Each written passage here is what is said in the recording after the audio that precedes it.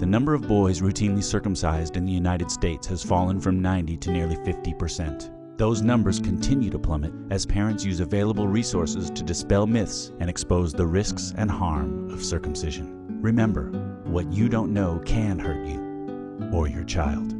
Today's parents are saying no to circumcision. For more information, visit www.nocirc.org.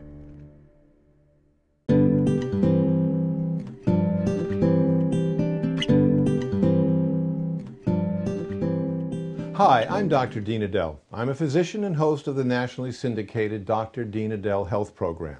If you're watching this DVD, you are most likely in the position of having to make a very important decision on your child's behalf, whether or not to have your doctor perform a surgical procedure, a circumcision, on your son. As a parent, and I'm sure you will agree, it is incredibly important that we educate ourselves fully in such situations so that we can make the best and most informed decisions on behalf of our children. This is our intrinsic responsibility as parents and guardians of all children coming into the world. So the first question, obviously, is what is a circumcision? Truth is, most people don't even know what a circumcision is. Seriously. Ah, the heartwarming coo of a newborn baby. Actually, that crying is the result of the most common surgery performed in America, circumcision. It happens to over 60% of newborn male babies in the U.S. 1 million times a year, 3,000 times a day, once every 26 seconds, a newborn baby boy has the tip of his penis cut off. No wonder that little newborn baby's so pissed.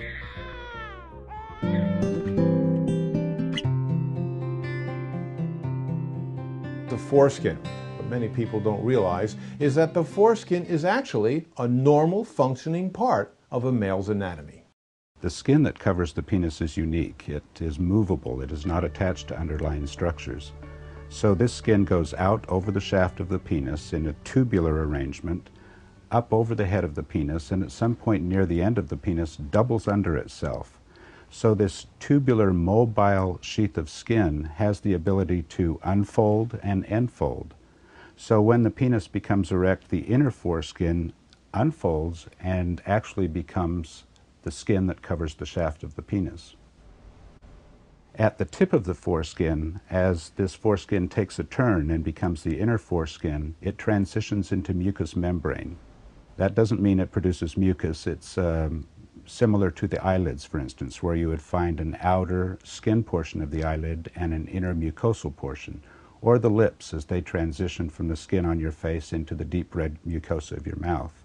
The American Academy of Pediatrics also says that the foreskin is a protective part of the human anatomy.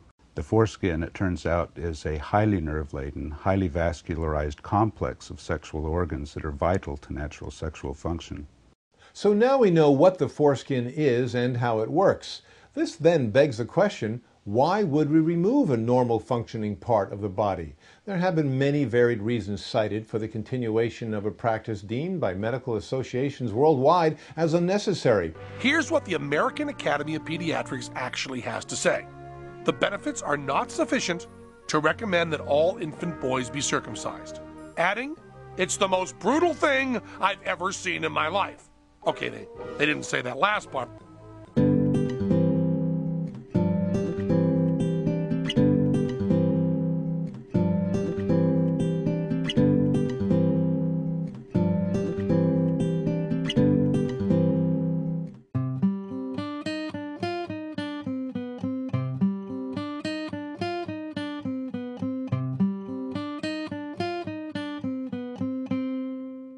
One interesting fact about circumcision is that there is no single argument or medical reason that points to the necessity of the procedure. And actually, the argument for circumcision has been quite varied, often based on religion, myths, and even fear. Circumcision is the only surgery on record that has been performed at times as a religious ritual, at other times as a puberty rite, and at times for a variety of other alleged medical reasons.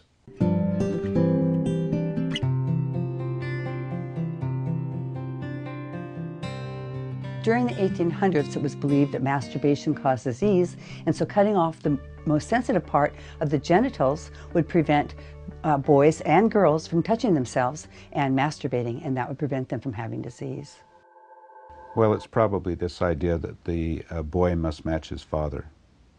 And I've actually talked to people who have written child-rearing books who say that if the father's circumcised, the son must be circumcised or he'll suffer some psychological damage. Now, I've been doing this work for over 20 years, and I've never heard a stitch of evidence that this has ever happened, that a boy comes up to his dad and says, "When do I get to have part of my penis cut off?" The other myth is that the boy must match his peers. Those are actually two social myths that spring out of the medical myths.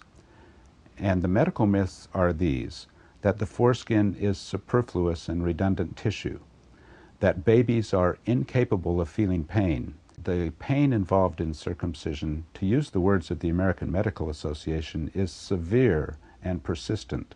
The other myth is that it is difficult to keep an intact penis clean, when in actuality the American Academy of Pediatrics says that no cleaning is necessary. You do not need to retract the foreskin, you simply wash the external parts. Just wash it off with a little soap and water. We're in America, not some gutter on the poor side of Calcutta. We don't have to wash with sand, unless we want to. Today's soap is soft, it fights bacteria and smells like spring rain in Ireland, or so we're told. So now, as the circumcision rate is dropping, which is wonderful, we're faced with another problem, and that is that the physicians who are taking care of intact boys themselves don't have a foreskin, so they don't know how to care for it. And they've been given a lot of erroneous information by well-meaning medical sources who don't have the facts.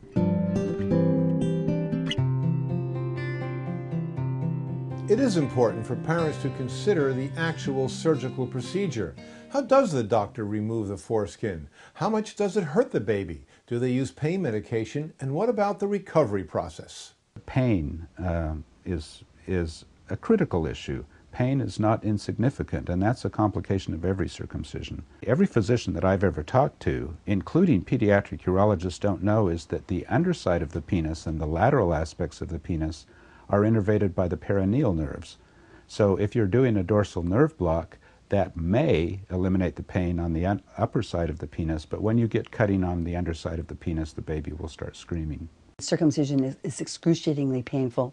Even if an anesthetic is used, the most effective anesthetic takes injections into the tip of the penis, so that hurts. And then once the anesthesia wears off, the baby's going to experience the pain of a raw wound into which he urinates and defecates for a week to 10 days while that wound heals. Infants are more sensitive to pain. We used to think that they didn't feel pain at all, and they were doing open heart surgery on babies without anesthesia.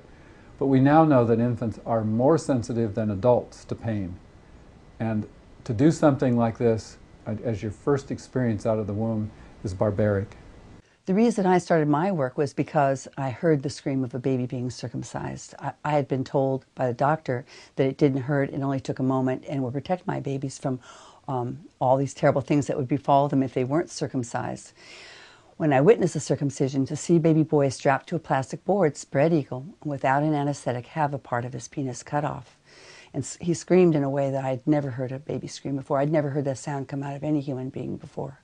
And that really is what instigated me and caused me to do the work that I've done.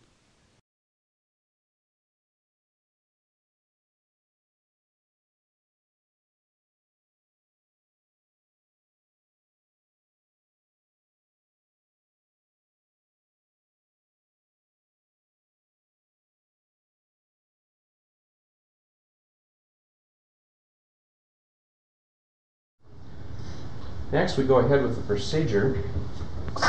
After the drapes are placed, we grasp the foreskin with a couple of hemostats to stabilize them, like so.